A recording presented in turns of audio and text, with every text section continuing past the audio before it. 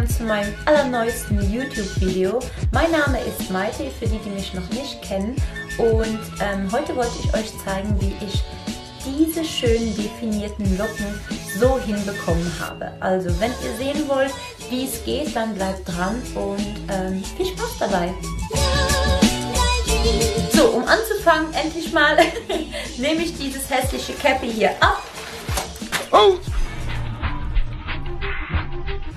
Ciao Kakao, wie immer.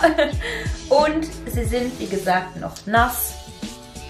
Ich habe sie gestern erst neu gefärbt. Und zwar habe ich sie mir heller gemacht, weil ich mir das schon so lange gewünscht habe.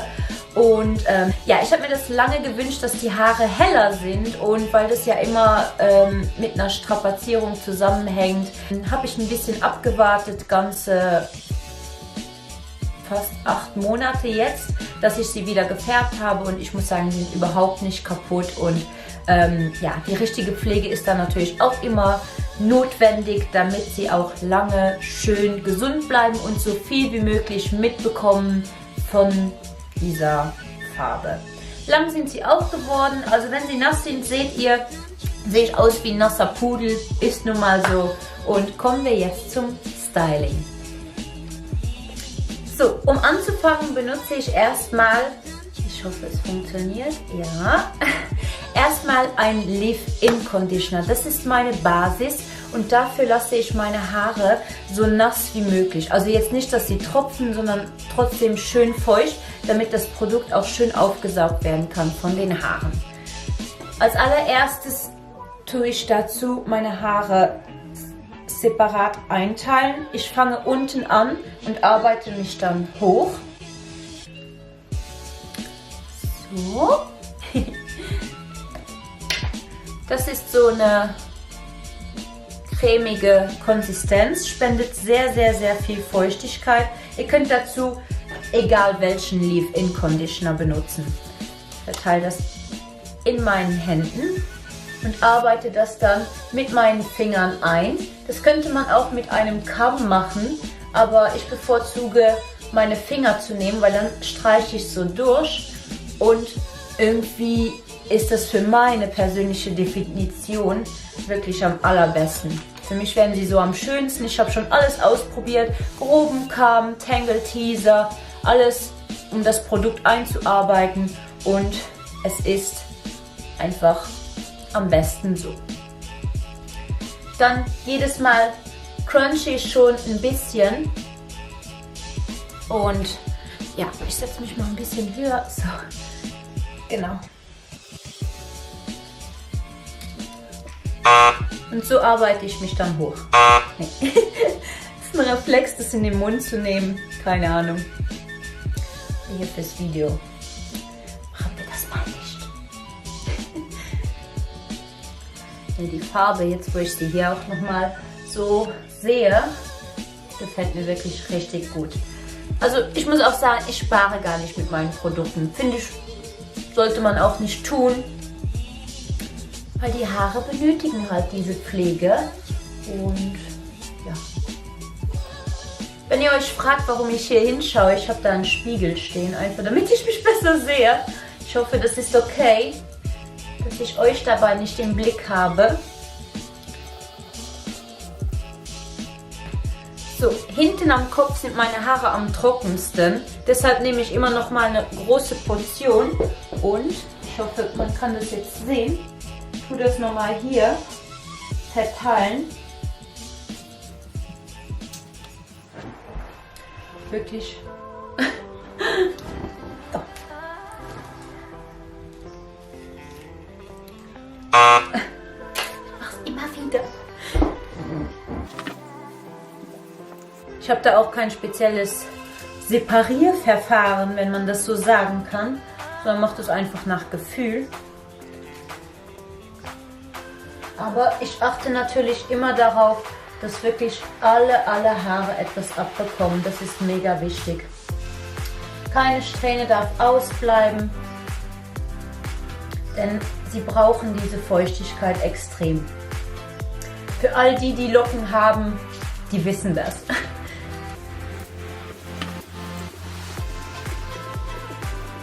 machen der gleiche Prozess wieder. Nehme immer eine schöne Nuss und verteile es schön auch oben. Also da müsst ihr euch bei den Locken gar keine Gedanken darüber machen. Die werden dadurch gar nicht flach oder so. Also die Haare, die saugen das richtig gut auf.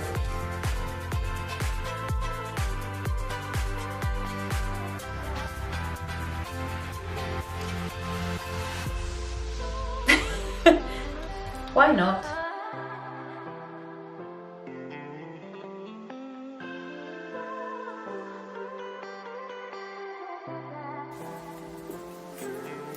So, dann kommen wir zum vorderen Part und da mache ich jetzt schon meinen Scheitel, wie ich ihn haben möchte. Und ich habe eine Präferenz für, ja so, ich schaue immer, dass es hier so bei dieser Augenbraue zu dieser Seite so circa liegt.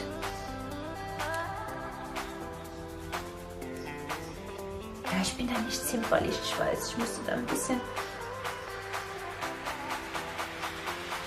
Ja, noch ein kleines Stück, ein bisschen Räder.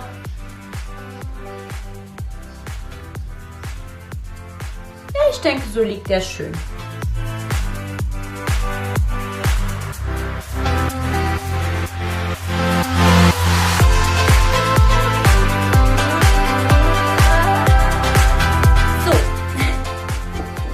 Den Leave-In-Conditioner jetzt komplett eingearbeitet und dann startet schon der nächste Prozess.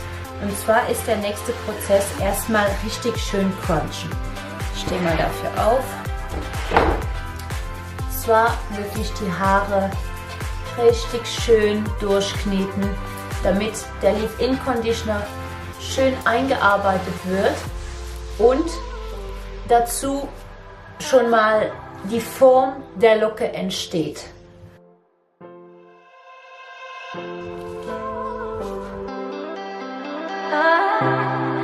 So, und das lasst ihr jetzt 5 Minuten einwirken. Nach diesen 5 Minuten kommen wir zum zweiten Teil.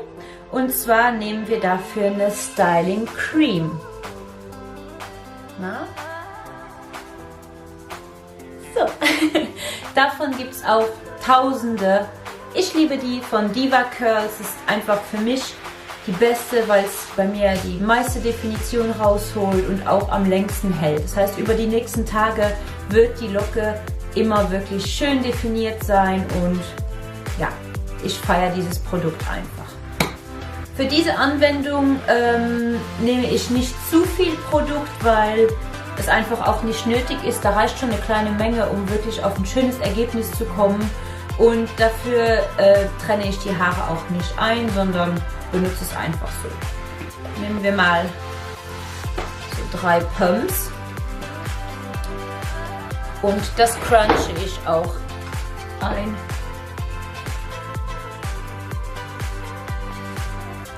Das Produkt benutze ich eher in meinen Spitzen als auf der Kopfhaut. Oder am Ansatz, besser gesagt. Und auch wirklich schön crunchen. Nochmal 2. Für die andere Seite. Und hier unten achte ich am meisten drauf, für diese Partie hier, weil das ist die Partie, die am schnellsten die Definition verliert, einfach dadurch, dass wir ja, Kleidung tragen und dieses Rubbeln einfach macht, dass da die meisten Knoten entstehen und die Definition rausgeht. Und ich habe auch manchmal, dass sie sogar sehr gerade aussehen, diese einzelnen Strähnen. Das ist nun mal so.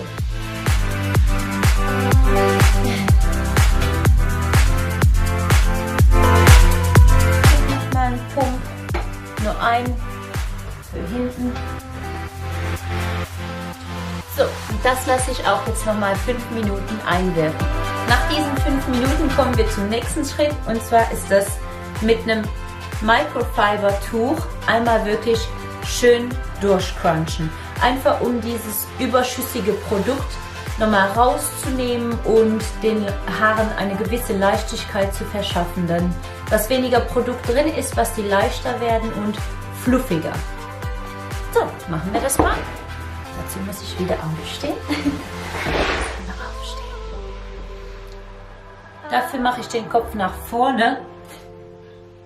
So, nehme das Handtuch und crunche einmal wirklich schön durch.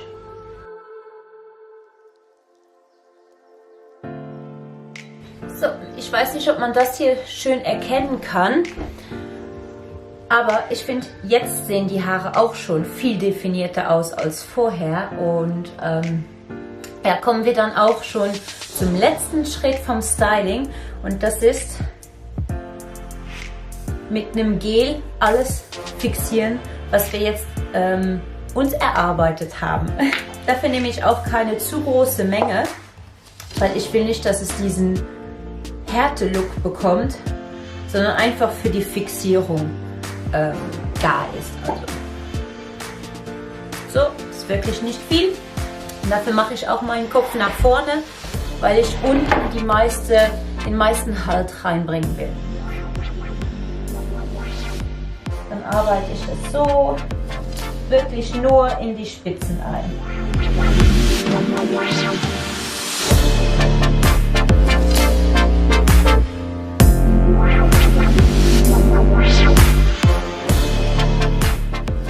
Also wie gesagt, Crunchen ist eines der wichtigsten Prozesse mit all den Produkten, einfach um es, wie gesagt, schön einzuarbeiten und dass es auch eine schöne, definierte Locke wird.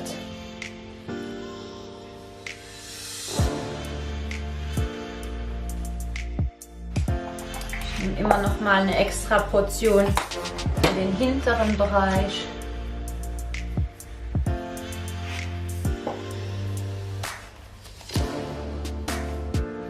Ihr könnt auch egal welches Gel nehmen. Das ist jetzt nicht.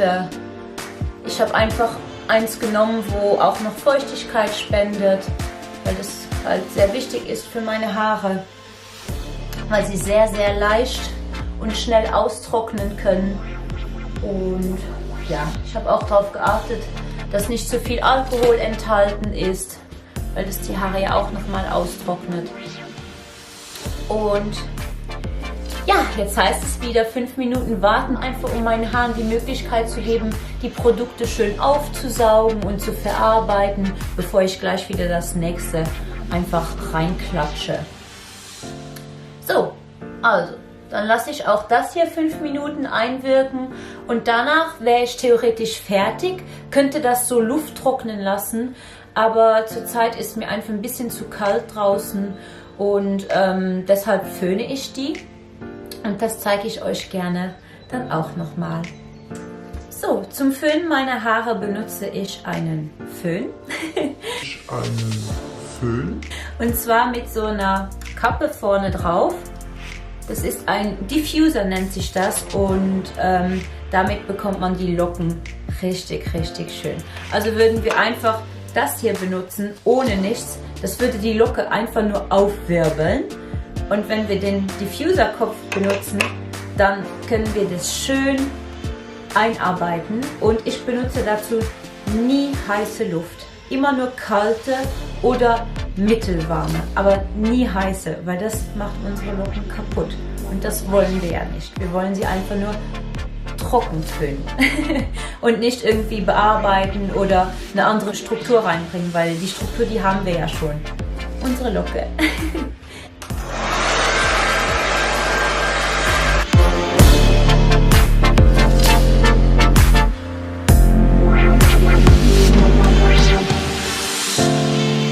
Meine Haare auch nie in einem Durchgang, sondern föhne sie leicht an, dann warte ich 5 Minuten und wiederhole dann den Prozess.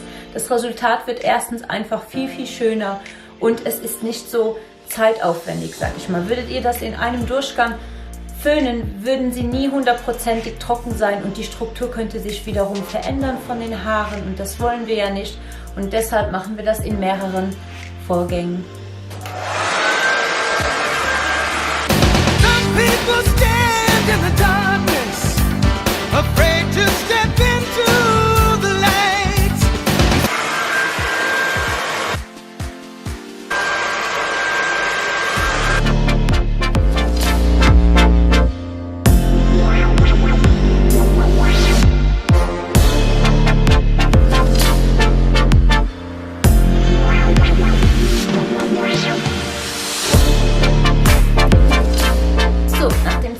Durchgang kann man sehen, dass die Locke schon ganz anders aussieht und die Haare auch schon ein bisschen puffiger geworden sind.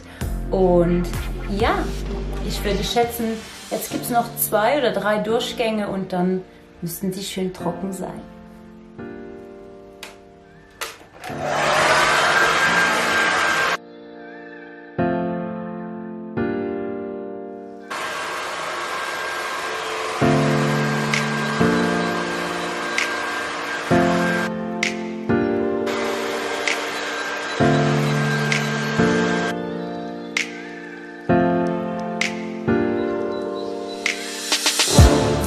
Jetzt seht ihr, dass die Haare noch mehr geöffnet sind.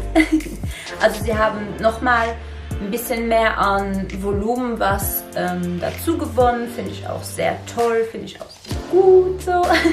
So sollte es passieren.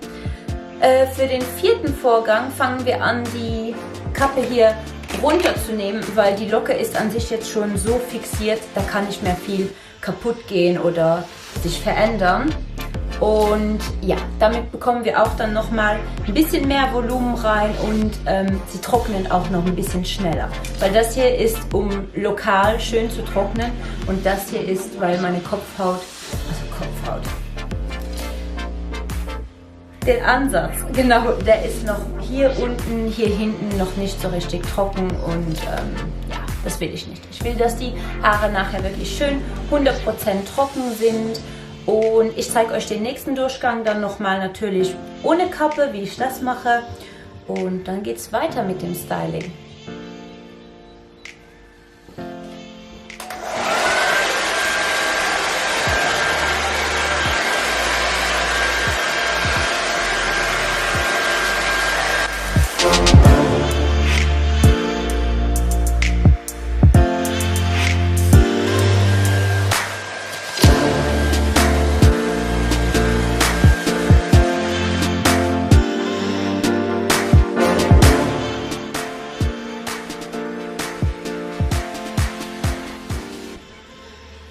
So sehen die Haare dann aus, wenn sie 100% trocken sind. Und für meine Verhältnisse wirkt das Ganze jetzt noch ein bisschen flach. Und da können wir gerne noch ein bisschen mehr Pep reinbringen. Und dafür kommen wir jetzt zu den letzten 2 Schritten, die wir in unserer Styling-Routine einbauen sollten, damit wir das perfekte Ergebnis herausziehen können. So, dazu nehmen wir ein Haaröl. Da könnt ihr auch x-beliebiges nehmen. Einfach darauf achten, dass es ein leichtes Öl ist und die Haare nicht beschwert, weil sonst es sein kann, je nach Haartyp, dass die Struktur wieder ein bisschen dadurch verloren geht. Dazu nehme ich auch nicht viel, also 2 Pumps Maximum.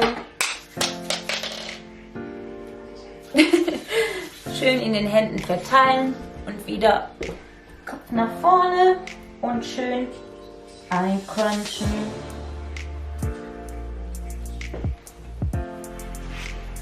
So, wie man sehen kann, fängt die Locke schon an, durch dieses Öl aufzugehen. Und ja, das ist an sich mein Geheimnis, um diesen puffy Volumeneffekt reinzubekommen in die Locke. Also ihr seht schon, das macht einen richtigen Unterschied. So krass, ich liebe das. Den letzten Schritt, um wirklich das Volumen rauszuholen und ja, guckt euch mal diese Definition an. Crazy. So, eben nochmal 1-2 Pumps für hinten, wie gesagt, weil ja, das ist halt wirklich die trockenste Stelle. Da schläft man auf dem Kissen drauf und die brauchen einfach nochmal extra Liebe und Feuchtigkeit. So, keine Angst, ich verteile das auch ein bisschen hier oben, weil da sind meine Haare auch immer trocken. So, und dann kommen wir zum letzten Schritt. Dadurch, dass der Ansatz, ich will immer Kopfhaut sagen, keine Ahnung warum, Ja, der Ansatz ist meistens so ein bisschen flach gedrückt und um da nochmal das Maximum rauszuholen, nehmen wir einen Afro-Pick. Kennen auch vielleicht welche, vielleicht auch nicht. Und damit fahren wir wirklich nochmal schön am Ansatz entlang. Aber bitte nicht rein kämmen, sondern wirklich nur den Ansatz wie hochheben. Auch hier an den Seiten. Einfach um das flach gedrückte zu lockern, aber nicht die Struktur kaputt zu machen. Dann wieder Kopf nach vorne. Auch von hier hinten.